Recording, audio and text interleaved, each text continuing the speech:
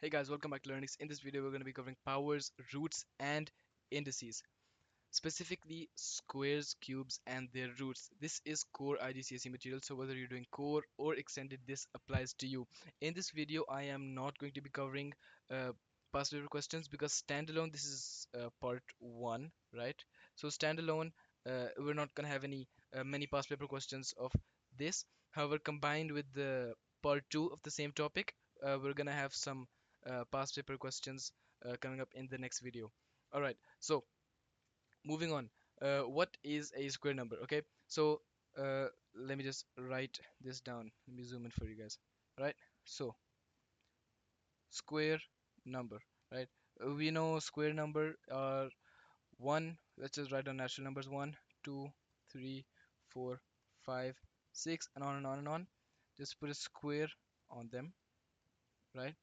So basically that number multiplied by itself. Example, 4 times 4. Alright, you could say 15 times 15. You could rewrite that as 15 square, right? So the number of 15s you have in multiplying with each other is our power over here, right?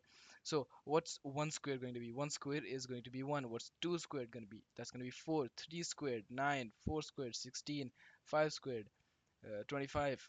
And you could do this all day, right?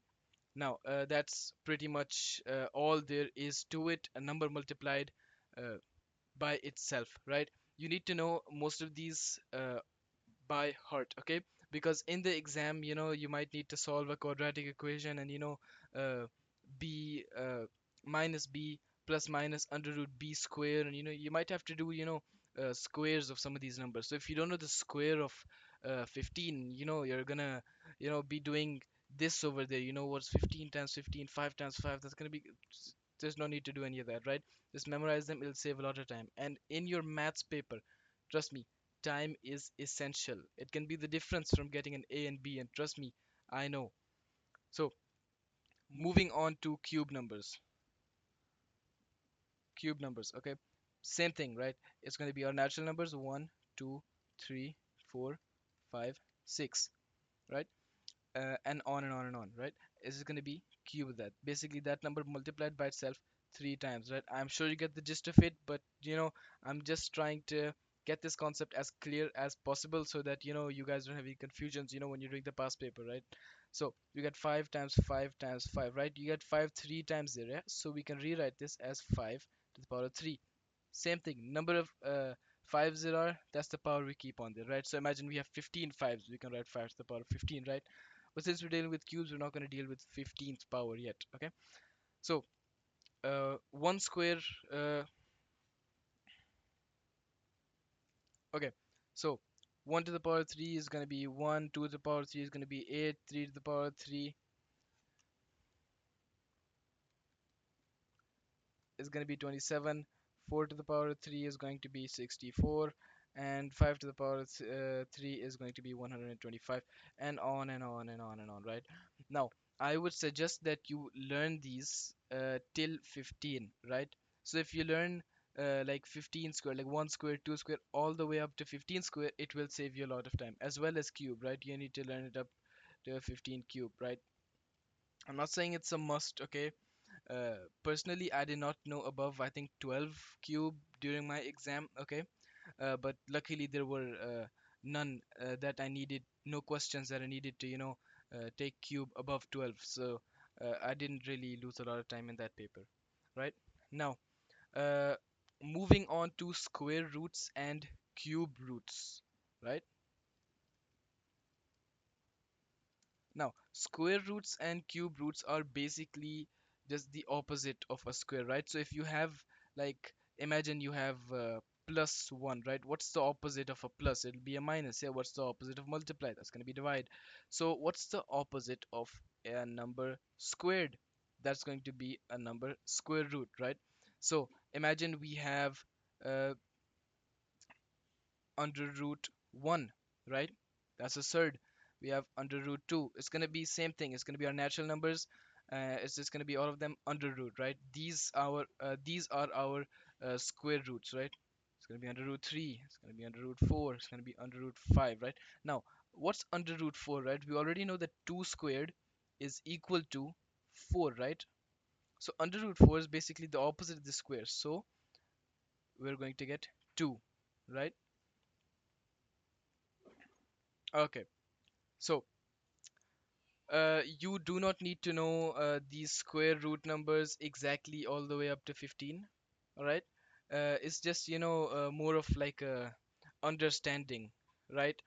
So an example, like let me try to help you visualize this. Square roots are basically like which two numbers will multiply by themselves to give me 1, right? Like think about that. Which two numbers, like that's obviously going to be 1, right? Because you cannot have a number smaller than 1 multiply by itself to get 1. You can try it, be my guest, right? So what two numbers multiply by themselves to give me 2, right? That's surd, right? This is an irrational number. The answer will go on forever and ever. And the same thing for 3 and 5, right? Okay. Now, let me just give you another example. Let's say we have square root of 25, right? Take a quick guess what the answer is going to be. That's going to be 5. Square root of 36. That's going to be 6, right? You get the gist of it. Now, moving on to cube roots, all right? Now it's going to be same thing, right? Same thing.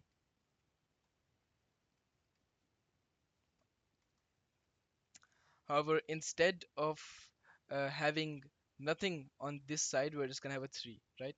So this basically shows us what number will have to multiply by itself 3 times to give us this number x, right? So x equals to a times a times a. So the cube root of x would simply be a. Understand? So cube numbers, cube roots is again the opposite of cubing a number, right? So imagine you have x cubed, right? If you take the cube root cancels with the cube, okay? Now, and you will get x. Okay, examples of this are cube root of 1.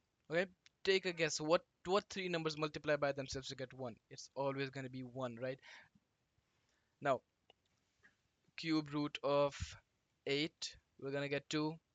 Cube root of 27, we're going to get 3. Cube root of 64, we're going to get 4, right? Okay, that's simple enough, right? You don't need to know these ones till 15 because you're probably not going to get these in your calculator exam, right? And even if you do, you can simply write it as cube root of, let's say, 15, right? You don't have to simplify it. You could simplify this, yeah, and that is what we're going to be doing in our next video, okay? But you don't need to, go ahead and, try to solve this, okay? There's no need to do that, right? Okay. Now, uh, on your calculator button, okay, so on your calculator papers, you'll basically be using your calculator, and I'll attach a picture for you to understand this better. But there's a button for square, and then there's a button with X with a tiny white box on the top right corner that basically allows you to input any power, right? So if you want to do squares, click the square button. That's all right. If you want to do cubes, click that specific button, write 3 in there, right? That's it. There is also a square root button as well as a cube root button, right? You just need to press shift and it's going to be the same button, right? Same with the square root, same with the square, right? Just shift, press the square button, you're going to get cube.